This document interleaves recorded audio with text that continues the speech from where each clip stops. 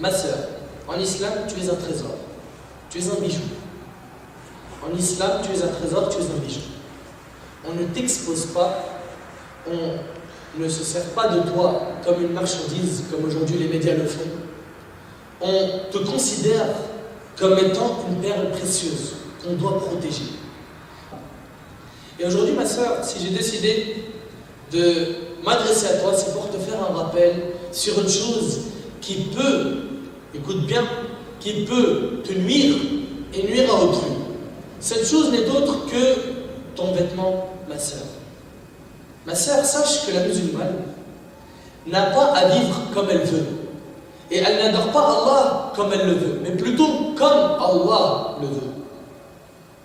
Donc on se doit de se conformer aux paroles d'Allah et de son bien-aimé Muhammad sallallahu alayhi wa sallam. Ma sœur, toi qui m'entends, toi qui as beaucoup de qualités, mais qui a un problème au niveau de la tenue vestimentaire et qui le sait ou qui ne le sait pas, qui le fait inconsciemment. Toi qui t'habilles serré, toi qui ne portes pas encore le hijab, toi qui t'habilles avec des vêtements transparents, toi qui t'habilles trop court, toi qui mets trop de maquillage, toi qui as un beau piercing dans le nez, toi qui mets du rouge à lèvres visible à 3 km. Ma sœur, toi qui, avant de sortir, tu mets tes cheveux dans le moulinex et tu nous fais un super brushing. Ma sœur, toi qui m'écoutes, écoute comment la musulmane doit s'habiller en islam. Oui, mais pourquoi tu parles des vêtements? Parce que ta tenue vestimentaire, si elle est provocante, si elle est attirante, elle peut attirer certains loups qui circulent dans la rue et ailleurs. Et on t'a dit, et on s'est mis d'accord, que tu es une perle précieuse qu'on doit protéger. Et si je parle du vêtement, je répète encore une fois, c'est parce que par le vêtement, tu peux être une grande tentation, tu peux attirer des hommes, et on sait très bien que les hommes sont très fragiles, il suffit d'un peu de couleur, de vêtements serrés, d'un brushing, d'un maquillage ou autre, pour qu'il aille draguer une femme, il l'arrête dans la rue. Il essaie de l'aborder, et il essaie de prendre son numéro de téléphone, et la suite vous connaissez. Et combien on reçoit d'emails? Salam alaikum, je suis enceinte, je ne sais pas comment faire, est-ce que je dois annoncer à mes parents, est-ce que c'est haram d'avorter? Ça a commencé par quoi? Par quoi? Un regard, une parole, un échange de numéros. Et l'homme, qu'est-ce qui l'attire le plus? Le vêtement, le physique de la femme. Donc en étant pudique, en te couvrant, en mettant le vêtement que la femme musulmane doit porter, sache que tu garantis d'éloigner les loups. Peut-être qu'il y aura des hommes qui voudront se marier avec toi, mais là, ce ne sera plus les mêmes hommes. Il s'agira de pieux, d'hommes qui auront un minimum de comportement, qui ne vont pas t'aborder, ma sœur, comme un animal. Non. Il y a déjà le respect. Wallahi, demandez aux sœurs qui portent des vêtements amples. Est-ce que vous êtes respectés dans la rue par même les voyous ou pas? Ils vous diront. Elles vous diront, on est respecté. Et demandez à la sœur qui s'exhibe et qui s'habille d'une manière provocatrice, est-ce qu'elles se sont déjà fait insulter ou pas? Wallahi, elles se sont déjà fait insulter pour certaines. Il suffit qu'elles sortent dans un quartier, elles se fait insulter ouvertement. Pourquoi? À cause de sa tenue, alors qu'il est possible que cette sœur ait un bon fond et qu'elle aime la religion, et qu'elle aime Allah, et qu'elle aime le Coran, et qu'elle aime le prophète alayhi sallallahu alayhi wa sallam. Mais il est possible même qu'elle prie la nuit. Donc premièrement, ma sœur, sache que tu dois porter le hijab. Tu dois. J'hésite, porte-le. Je sais pas, porte-le, ma sœur. Porte-le. Et sache que dans tout ça, le diable a joué un grand jeu. Et au final, ce qu'il veut, c'est ta perte. Et moi, je veux pas ta perte. Donc le hijab, pense-y rapidement. Le hijab, il faut que tu saches, ma sœur, en islam, que c'est l'ensemble du vêtement et qui doit être ample. Pourquoi? Pour pas décrire tes formes. Pourquoi? Pour pas attirer les hommes. Pourquoi? Pour pas finir sous les mains d'un loup. En étant comme ça, mais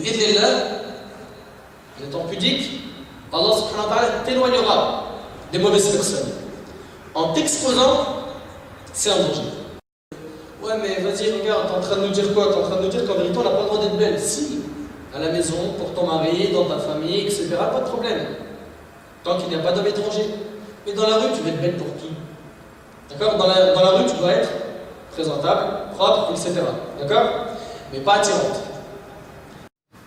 Et le prophète alayhi salatu wassalam, a décrit parmi les gens de l'enfer qu'il y aura des femmes, écoutez bien mes sœurs, des femmes mi-nues, mi-vêtues. Il a dit qu'il y a des gens qui iront en enfer. Parmi ces gens-là, il y a une catégorie de femmes. Comment elles sont? Elles sont mi-nues, mi-vêtues. C'est-à-dire, elle est habillée sans vraiment l'être. Ou bien, elle est tellement habillée serrée qu'on dirait qu'elle n'est pas habillée. Mi-nue, mi-vêtue. Ma sœur, j'ai peur pour toi du feu de l'enfer.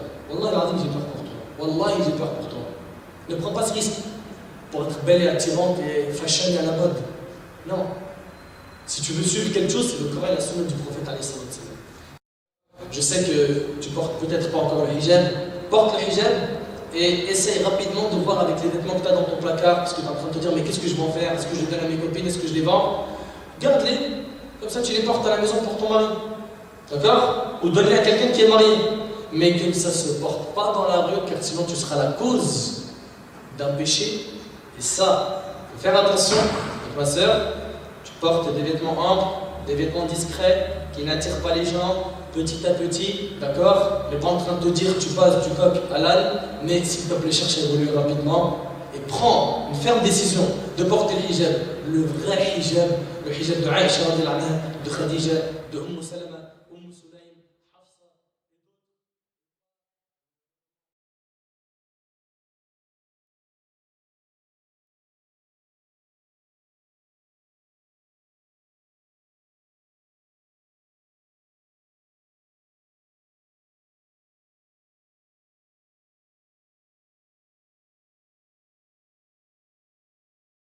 Aujourd'hui, on en arrive à un stade où il y a des gens qui veulent nous dicter la manière dont on doit pratiquer notre religion.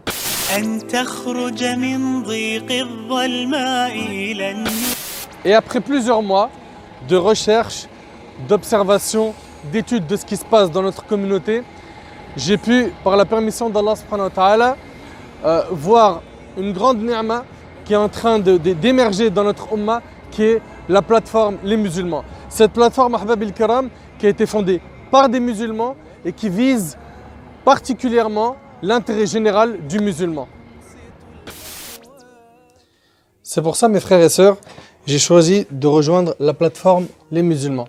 Cette plateforme, elle a comme grand avantage de bosser avec les musulmans pour les musulmans. Et ce qui est bien, c'est que ce noyau, quand je me suis rapproché du noyau dur de cette plateforme, c'est des gens, bifadlillah subhanahu wa ta'ala, qui sacrifient pour Allah subhanahu wa ta'ala.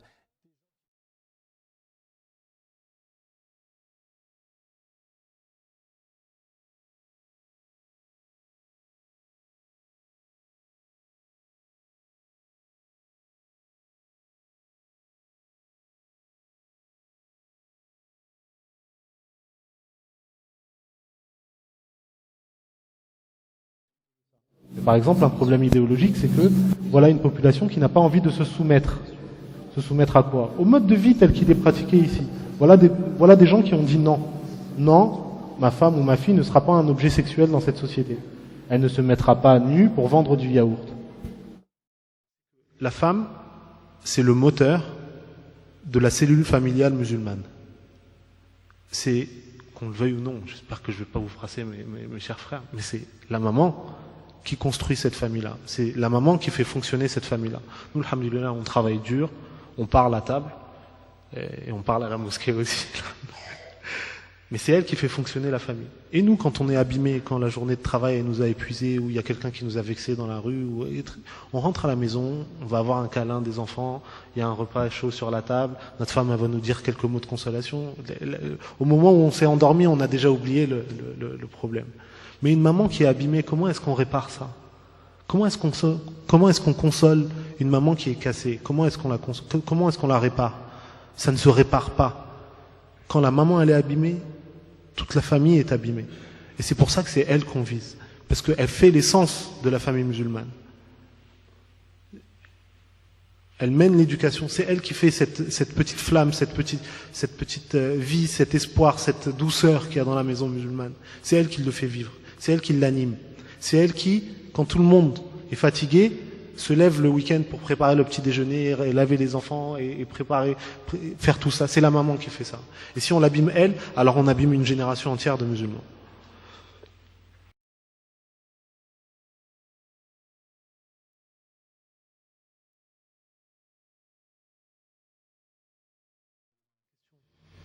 Allah subhanahu wa ta'ala, il nous dit, vous êtes la meilleure communauté qui est surgie sur terre. Pas la deuxième, pas une bonne communauté, la meilleure des communautés. Et juste après, Allah subhanahu wa ta'ala, il dit, vous recommandez le bien et vous interdisez ce qui est blâmable et vous croyez en Allah subhanahu wa ta'ala. Ça veut dire que cette caractéristique de Amr bil Ma'ruf, Nahy anil Munkar, elle est une caractéristique identificative des musulmans. Elle nous fait sortir du rang et elle fait de nous les premiers de la classe auprès d'Allah subhanahu wa ta'ala. C'est pas une petite caractéristique. Et c'est une responsabilité. C'est une responsabilité pas que quand on s'attaque aux musulmans. C'est une responsabilité pour toutes les injustices qui frappent la terre sur laquelle Allah subhanahu wa ta'ala il nous a mis comme gérant, comme responsable de l'ordre public.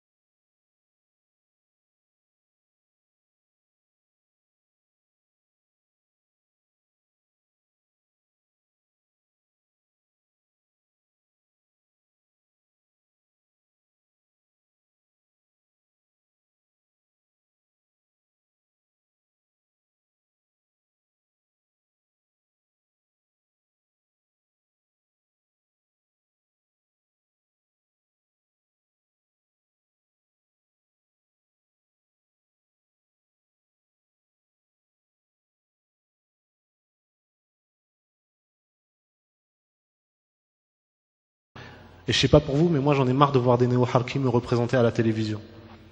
Et j'en ai marre qu'on parle à ma place de ce qu'est l'islam. Et qu'on parle à la place des imams de ce qu'est l'islam. De ce qu'est l'islam, qu'ils appellent l'islam des lumières, moi je l'appelle l'islam du réverbère.